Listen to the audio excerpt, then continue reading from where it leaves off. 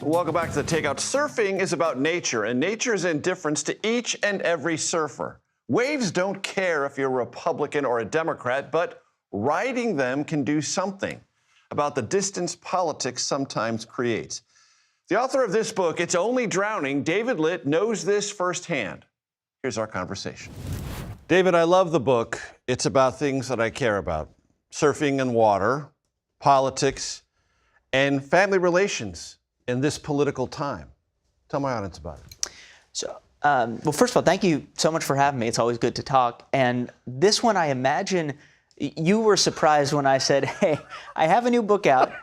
We've talked before about speeches or politics. This one's about me trying to learn to surf at the advanced age of 35. And you did. Mad props for that. So much respect. Yeah. Now, I actually don't know this. Are you a surfer? Have you No, ever? I'm only a body surfer. I grew up in San Diego, but I never got on a board. Okay, so I didn't know this before I started surfing, but the correct age to learn to surf, the best age, is between ages 7 and 9. Mm-hmm. Right? So 15 is kind of old, 20 is really old, 35 when I started, that is very over the hill. And like I said, I got into it because I did not know what a bad idea this was.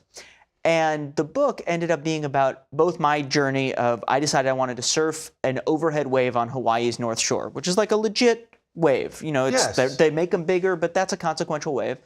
But it also is about my friendship that I never imagined would end up occurring with my brother-in-law, Matt, because he ended up being kind of my guru and surf partner through all of this. He's a much better surfer than I am. And the two of us are completely unalike in ways that are both political and have nothing to do with politics. Walk my audience through those differences. Yeah, so the easiest way to explain it, I once threw out my back lifting a bag of cat litter, and Matt once threw out his back training to become an ultimate fighter. So we're very different people. We have very different levels of physical skill and athleticism. But also, you know, the example I just gave you, the cat litter and the ultimate fighting, that didn't used to code politically. And now you can pretty much guess just from that, right, which one of us is a Democrat, which one of us is not a Democrat. Matt, to be fair, is not like a hardcore conservative, but he's a Joe Rogan superfan. It's not hard to guess from that experience which one of us got vaccinated and which one didn't. Right.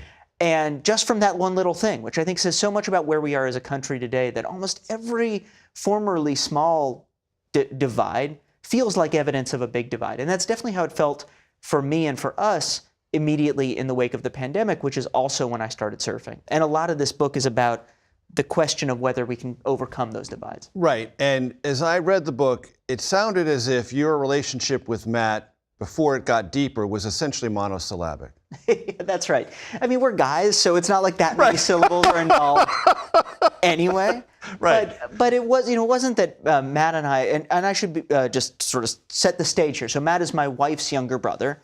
I met him in 2012, and it's not that we didn't like each other or get along, it's just that we didn't really have a lot in common, so we kind of said like, oh, we're in the same space at the same time, kind of like those YouTube videos where like a duck and a cat hang out, right? But they're not like friends, they just sort of coexist. Right. And so it'd be like, oh, how's work, how you doing, whatever. I never in a million years thought that we would be, like traveling together, let alone surfing together all over the world. And I think it probably surprised him quite a bit also, and in particular because right before I started surfing, which was also right after the pandemic, and it's when the debate over vaccines, I think, was at its not just loudest, but most personal, it felt like it was a moment, the way I put it in the book, it felt like we'd been drafted into opposite sides of this cultural civil war, right? Where for me, and I say this, and I say it now, I was not right to think this. I think it was a incorrect view on my part. But at the time, it felt almost like I had a responsibility not to be too friendly with someone who believed the things that Matt believed. Right. And part of the book is about me changing, I think. Part of it is about me learning how wrong I was.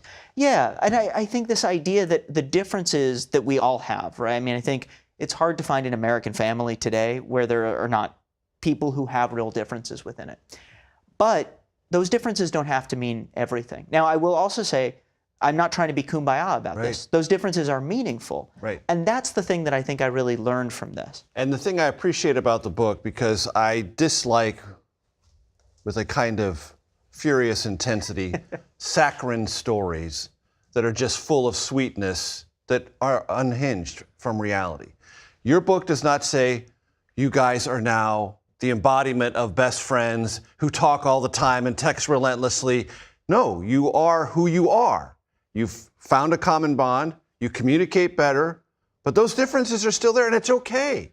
Yeah, I think it's funny because you're saying this, and I was just thinking, we were texting earlier today, but what's important about that is it's not that we had to reach this kind of mythical common ground or agreement in order to say, hey, how's the surf looking, right? Like right now we're in D.C. As we're having this conversation, there's a hurricane headed up the East Coast. There's really good waves in Asbury Park. I am dying because it's really good. And so I was checking in with Matt to be like, hey, did you paddle out this morning? And that is not a political statement, obviously, although we do talk about stuff that's more significant than that too. And I think all of that said, it's again, to your point, right? It's not trying to ignore where we are as a country or a society. There are moments that are where we just completely don't see things the same way, and that's okay. And it certainly is more okay to have those disagreements and continue to be friends than it would be to have those disagreements and say that's a reason we can't be friends. You can listen to the rest of my interview with David Litt on your favorite podcast platform.